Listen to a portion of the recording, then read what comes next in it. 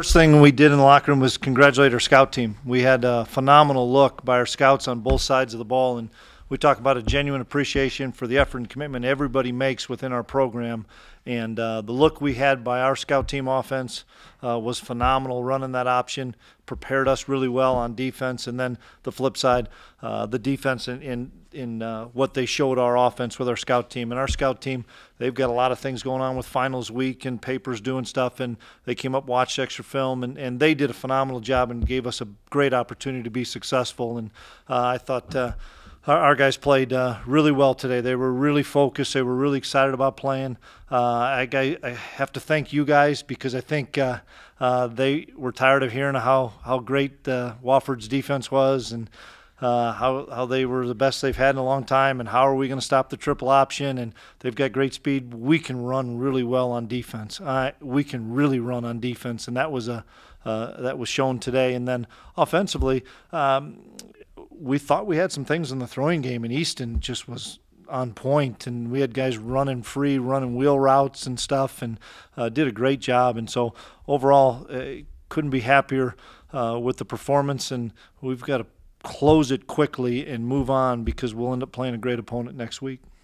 You described the last 48 and a half and how much that changed the football game? Absolutely. I don't know exactly when they scored to get it to 14-10, I knew that next drive was really important for us to get points, and we were able to get points.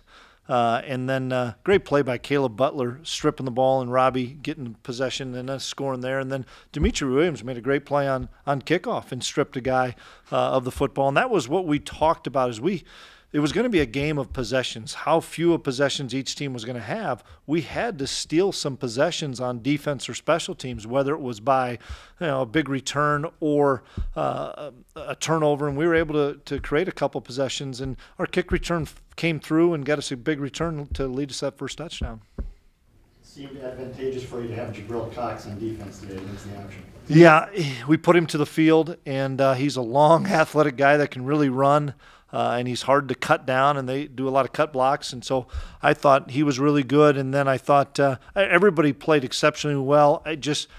Having the seasoned veterans of Trey and Robbie that just understand the game of football so well, how in option it's a numbers game, and they would show one way and then roll the opposite way basically on the snap and get them to go with the football where we wanted them to, was really big. But that's a difficult offense to defend, and great job by our defensive staff. As a defensive guy, how fun is it to see your guys, like you said, be able to bend them to their will and really affect the game like that? Is that rewarding for you? Yeah, it really is. And we challenge the heck out of our defensive guys, and our coaches spent double the amount of hours, and we spend a lot of hours anyway, trying to make sure we put our guys in the best possible position to be successful.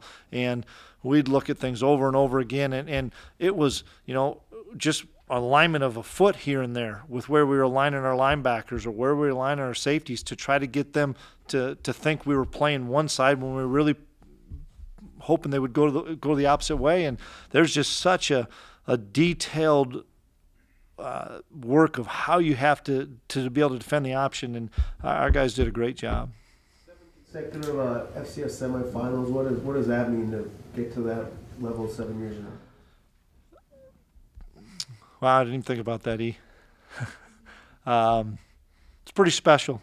Since I came here in 2011, I think we've been in the semifinals every year, and never thought of it like that. But it's a credit to our players, and it's a credit to the coaching staff, the assistants that we have here, of how hard they work, and the players buy into what the guy in the front of the room is telling them, whoever that guy in the front of the room is. And there's great tradition long before I got here, and there's going to be great tradition long after I leave here.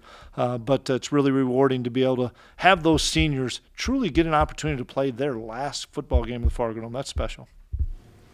I believe Easton took this game personally. You say all the attention was on the Wofford offense to have a good game today? Yeah, he was on point. He was really sharp, and he was seeing everything really well and seeing their coverage and rotation, and they cut a few guys loose, and he found them, and that was something that we thought we could do. It's just like people defend a lot of those routes because they see us, if you're in the league, you see those routes all the time. If you don't see those route combinations with the backs coming out of the backfield and the tight ends running wheels, it's tough to defend in a short week.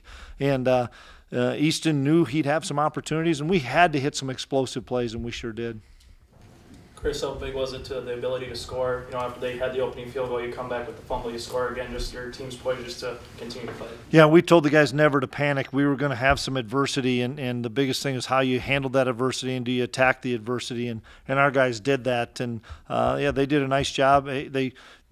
They really had one really good play on us, and we got cut down, lost a pitch player, and they on a fourth down they had a big gain, and that was really important for us to hold them to 3, and then our guys, which I thought we would do, settle into the speed of the game. You look good breaking down the field there for that timeout. Your hip the healthiest it's been in a long time. Yeah, I couldn't play. I can promise you that. But no, we're just trying to. You know how loud it is. Our fans were phenomenal today. Bison Nation was great. I knew they would come out in droves, and they had a number of false starts. There was a couple I think they probably could have called, and they didn't get called with some movement. But our fans were great today, and it's so loud you have to be able to run down there. Chris, you described your tight ends. They've been great all year, but to have what Wentz, Ilias, and Jensen did today? Yeah, we have so many of those guys, and that's what's so important is we have a multitude of guys that can make plays as well as block the point of attack. And, it's not like, okay, he's in the game, so it must be pass, or he's in the game, so he must be a run. Those guys have such versatility that they're able to do a lot of things, and Easton feels comfortable with all those guys. And so happy for Jeff and Connor being seniors to be able to have opportunity to play their last football game at home. Well, Seth Wilson out there, freshman, just continues to impress. Yeah, he really does, and he has tremendous hands out of the backfield. We've been talking about that since we pulled his red shirt, that we thought this would be a young man that could help us for sure in the passing game. And Easton has a lot of confidence, and that wasn't an easy catch either. And he went up and got the football, and he's feeling much more comfortable. He's excited about playing, and whether he's getting 20 plays or 40 plays, it depends on the game plan. But he's really made a difference for us.